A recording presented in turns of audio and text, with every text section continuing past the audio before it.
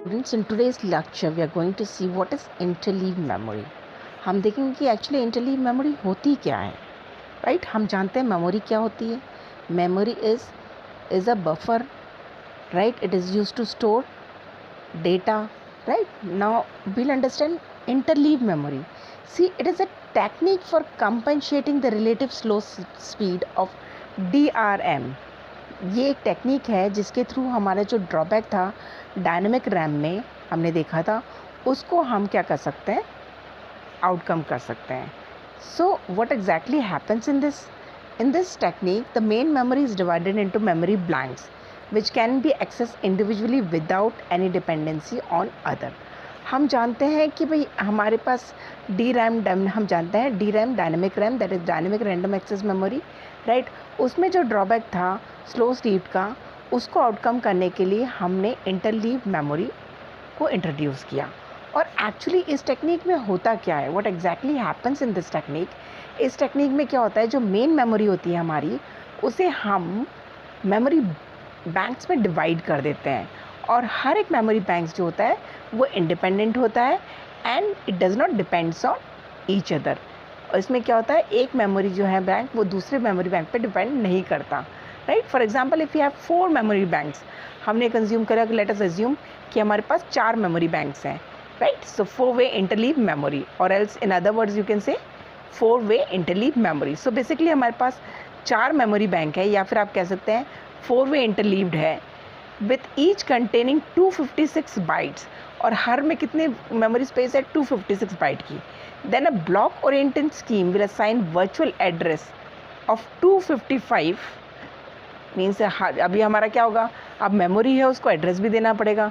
ये काम कौन करेगा, ब्लॉक ओरिएंटेड स्कीम और interleaving scheme, no interleaving scheme.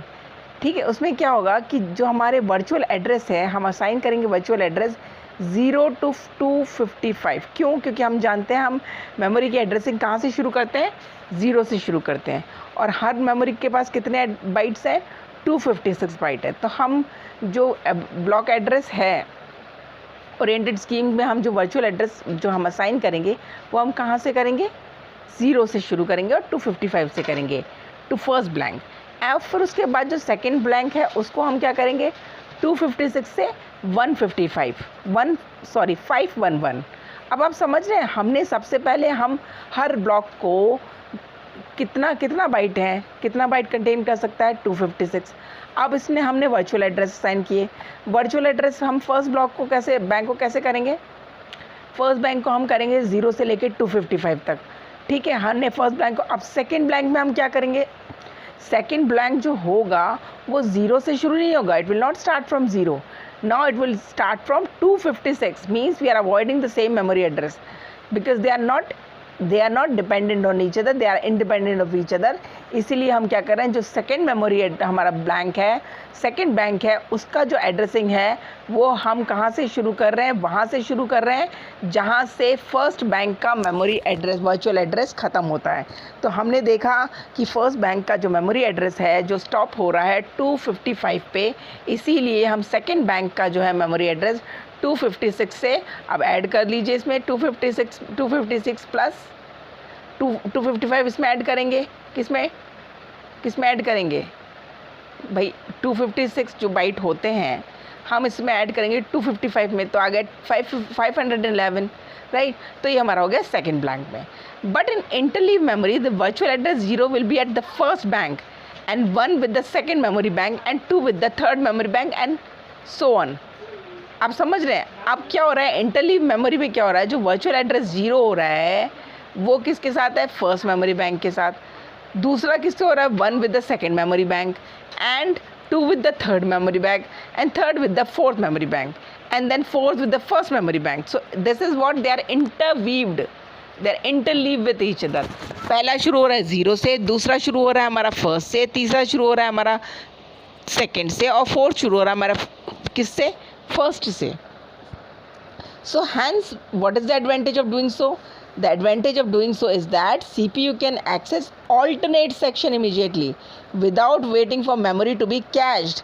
CPU क्या कहते हैं, जितने भी alternate section को उसको immediately access कर सकता है बिना मेमोरी के without waiting for memory to be catch, memory को कैच कर के लिए उसे इंतज़ार नहीं करना पड़ेगा.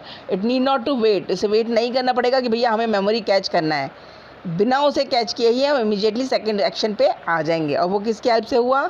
हमने जो ये इंटरलीव मेमोरी को वर्चुअल एड्रेस प्रोवाइड किए थे, 0 से फर्स्ट को, सेकंड को फर्स्ट से, फर्स्ट को 0 से, सेकंड को फर्स्ट से, थर्ड को सेकंड से, फोर्थ को फर्स्ट से. तो क्योंकि इसमें इमीडिएट एक्शंस हैं, ऑल्टरनेट सेक्शंस जो है हम इमीडिएटली एक्सेस कर सकते हैं, हमें मेमोरी के लिए वेट नहीं करना पड़ेगा. So there are multiple memory bank which take turns for supply of the data. इसलिए बहुत सारे मेमोरी बैंक्स होते हैं जो क्या करते हैं, टेक टर्न करते हैं सप्लाई ऑफ डेटा को. See, memory interleaving is a technique for increasing memory stream. अब ऑब्वियसली जब उसे if you know what is the advantage that CPU need not to wait for the memory to be cached. Memory के लिए उसको इंतज़ार नहीं करना पड़ेगा कैच करने के लिए. तो उससे क्या होगा? अब इंतज़ार नहीं करना पड़ेगा मतलब कम टाइम लग रहा है, कम टाइम लग रहा है मतलब स्पीड इंक्रीज हो रही है. Are you getting my point? So it is a process that actually make the system more efficient, fast and reliable. और ये इंटरलीविंग से हमें फ़ायदा क्या हुआ? What is the advantage that we get from it? See, the major advantage that we get from it is that इससे हमारी efficiency enhance हो रही है, हम फास्ट हो रहे हैं, रिलायबल हो रहा है. Are you getting my point? Now let's take an example. For example, in above 4 memory banks, data are virtually addressed to 0, 1, 2, 3. अब क्योंकि 4 memory bank है, are you getting my point? तो हम शुरू कहाँ से कर रहे हैं? 0 से शुरू कर रहे हैं. तो we can simultaneously access them. Simultaneously मतलब एक साथ एक्सेस कर सकते हैं. क्या एक्सेस कर सकते हैं? वर्चुअल एड्रेस 0, 1, 2, 3 को हम एक साथ एक्सेस कर सकते हैं, right. And they reside in a separate memory banks. क्योंकि ये सब एक अलग अलग मेमोरी बैंक में रिसाइड कर रहे हैं, इसलिए हम इससे साइमल्टेनियसली एक्सेस पॉसिबल है. They are not dependent on each other, they exist separately in different memory bank. And hence we can actually we can access them simultaneously. एक ही टाइम पे हम एक से ज़्यादा को एक्सेस कर सकते हैं. क्यों? क्योंकि वो एक दूसरे पे इंडिपेंडेंट है. क्यों? क्योंकि सबको मेमोरी बैंक क्या है, एड्रेस इनका क्या है, वर्चुअल एड्रेस 0, 1, 2, 3 इस तरह का एड्रेस है. तो हम इसे सेपरेटली एक्सेस साइमल्टेनियसली एक्सेस कर सकते हैं, एक साथ एक्सेस कर सकते हैं. See, n interleave memory with n bank is set to be n way interleaved. अब जो भी इंटरलीव मेमोरी होगी जिसके n बैंक्स होंगे उसको हम क्या कह सकते हैं? What we call them? We can call them n way interleave. Why what we call them? n way interleave. In an interleave memory system there are still 2 banks of DRM, but logically the system seems one bank of memory that is twice as large. अब interleave memory system में क्या होता है? अभी भी 2 banks होते हैं. किसके? डायनेमिक रैम के. लेकिन बट लॉजिकली क्या होता है? सिस्टम को ऐसा लगता है कि भैया हमारा पास एक ही मेमोरी बैंक है that is twice as large, जो as large as interleave bank. ठीक है, जो कि उसी के बराबर बड़ा है. एक ही है लेकिन उसी के बहुत बड़ा है. आप समझ रहे हैं? सो हमने ये सब किया क्यों था? क्योंकि जो डिसएडवांटेज थी डी रैम की उसको आउटकम करने के लिए क्या था? डायनेमिक रैम की जो डायनेमिक रैंडम एक्सेस मेमोरी है उसी के डिसएडवांटेज को आउटकम करने के लिए तो हमने इंटरलीव किया था, right. So what is actually happening in interleave bank representation below with the 2 memory bank, the first long word of bank 0 is followed by that of first bank and is followed by the second long word of 0 which is followed by the second long word of first. So मैंने बताया था 0 को 1 को 0, 2 को 1, 1 को 1 को 0, 2 को 1, 3 को 2 और then 4 को 1.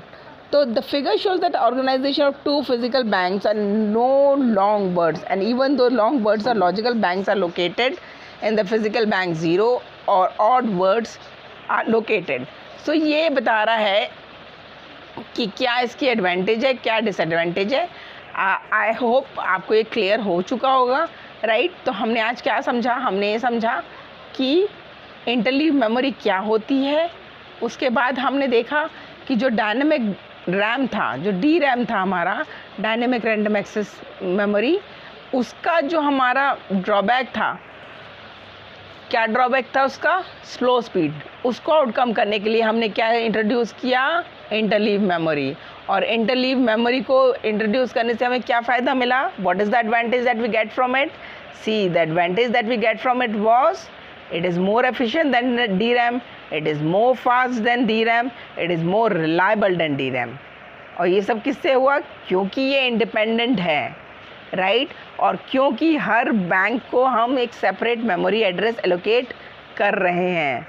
आप समझ रहे हैं?